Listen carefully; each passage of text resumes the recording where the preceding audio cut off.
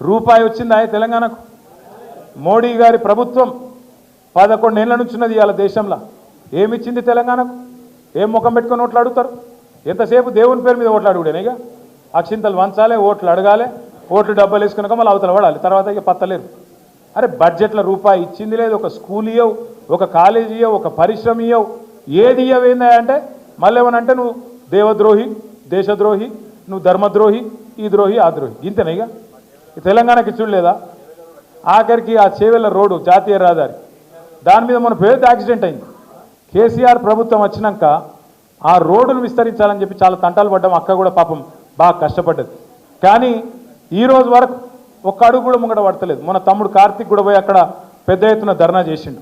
వెంటనే రాష్ట్ర ప్రభుత్వం పూనుకోవాలి, ఆ భూసేకరణ చేయాలి, ప్రాణాలు కాపాడాలని చెప్పి మన పార్టీ వాళ్ళందరూ కలిసి బ్రహ్మాండంగా ధర్నా కూడా చేశారు. నేను మిమ్మల్ని ఒకటే కోరుతున్నాను, ఏనాటికైనా పెద్దలు చెప్పిన ఒక మాట వాస్తవం, ఎట్టి పనికైనా మట్టి పనికైనా మనోడే ఉండాలి.